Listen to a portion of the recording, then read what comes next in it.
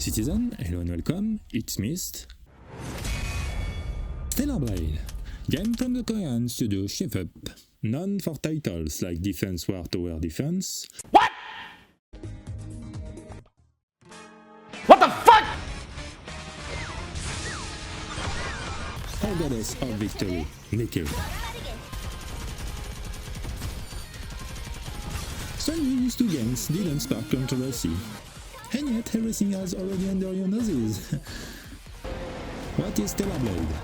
Well, to be completely honest with you, at first I thought it was a strange mix between a beat-em-up and a Souls-like game.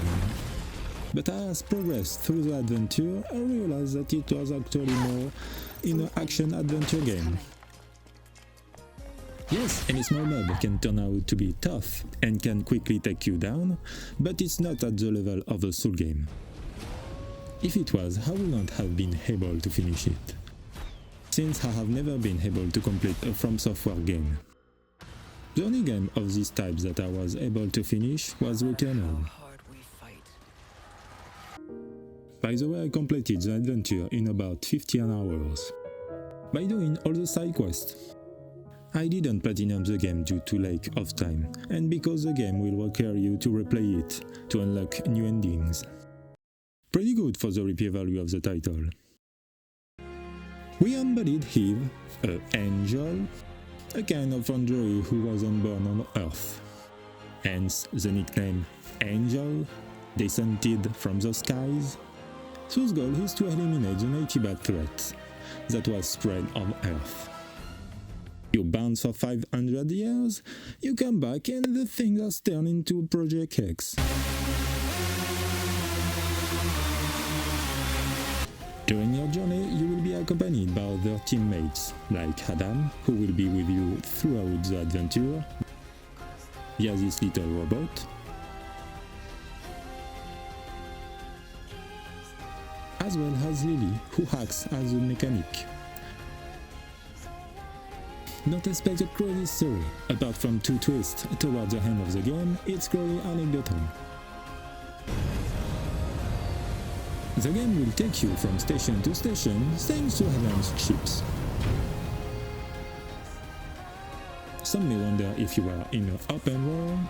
Well, no, I'd say we are in a semi-open world. Stretch far away. Some areas will be more vast, and others more directed. The game encourages a lot of exploration of the various worlds, with many side quests, close to that of an RPG, as well as a lot of collectible gathering. You will discover that Eve has strange hobbies like fishing, which is not easy at first glance.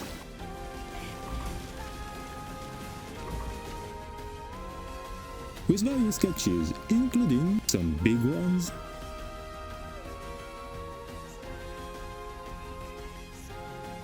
and the collection of games.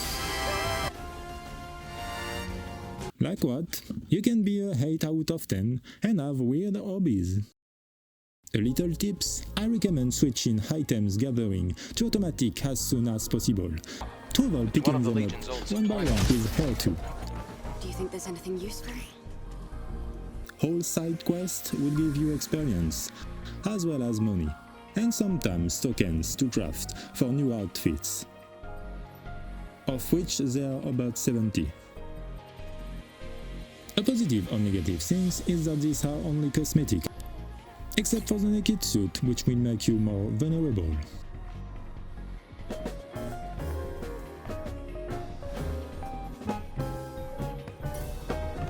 You can customize Eve's hair and other accessories.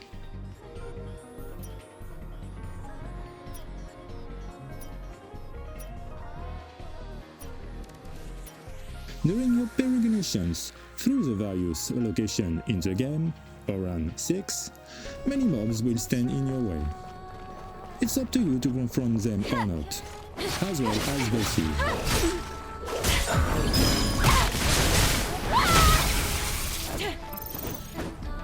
Personally, I advise you not to avoid too many fights.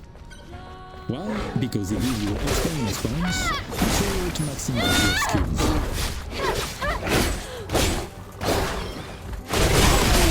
Represented by these various wields, the first one concerns your sword and basic attacks. Then you have the counter dodge part, the Fury or Berserker mode if you prefer,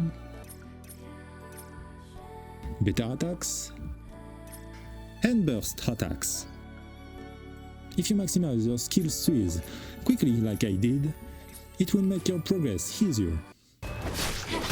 Even if the game tends to counter all of this later by sending odds of enemies.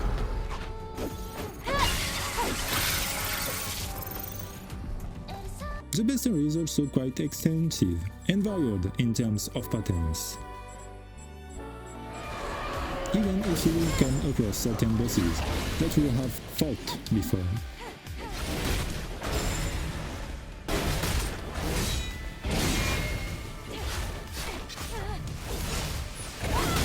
Boss battles are quite successful, although a bit complex for some. A boss rush has also added in the last update, where you can unlock a new outfit. Each enemy, as well as yourself, has a health bar, an endurance gauge, and parry points for the mobs. Once these are neutralized, you can execute a critical attack.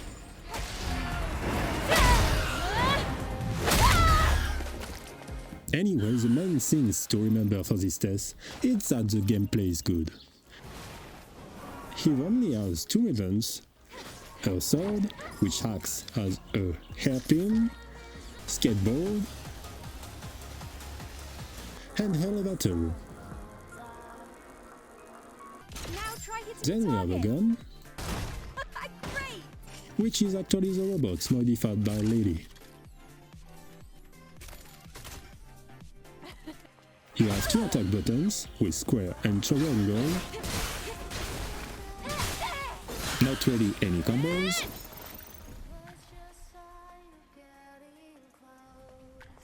A jump button. Jumps that are more or less precise.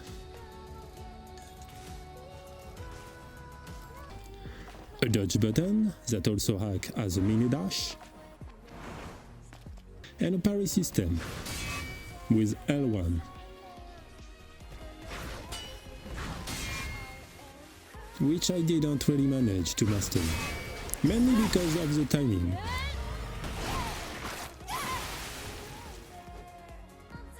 Two special action wheels that can be activated with the L1 or R1 triggers and action buttons. A Fury like in the beat 'em up will unlock later. I love this scene.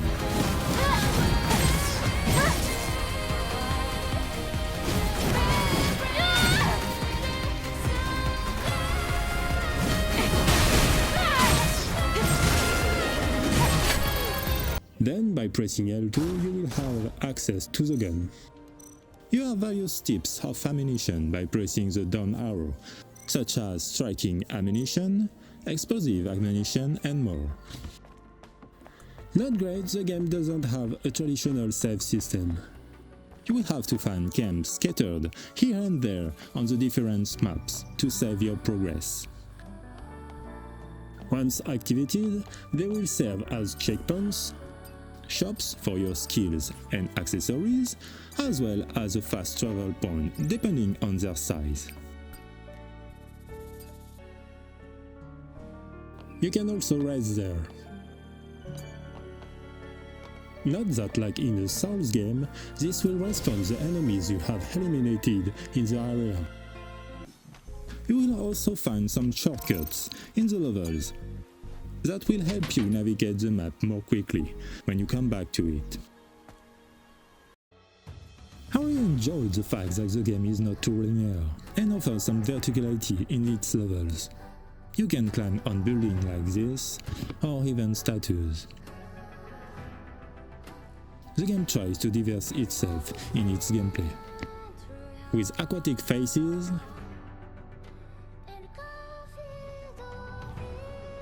shooting faces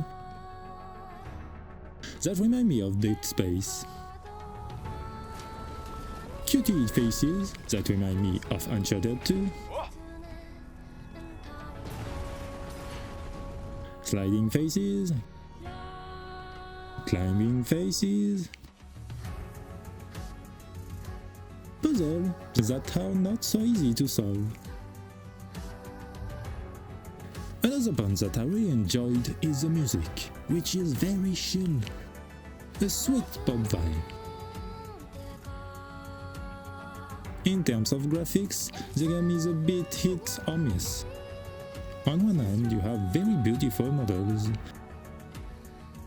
and on the other hand, some rather ugly backgrounds, both graphically and aesthetically.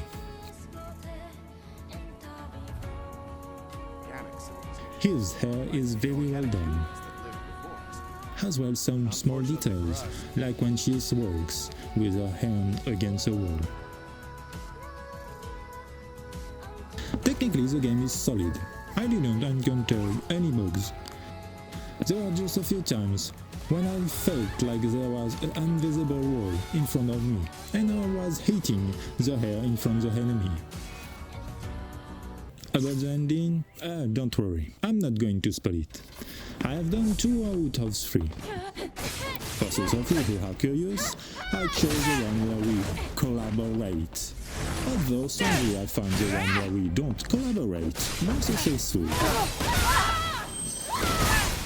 Whether it's in terms of the boss fight, which is clearly better, it feels like a boss from Dark Souls. Even emotionally, I found it better.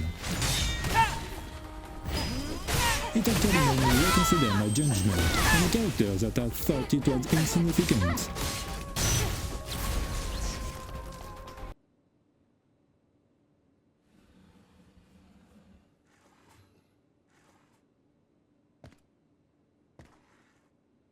Is this Stellar Blade the long-awaited good surprise?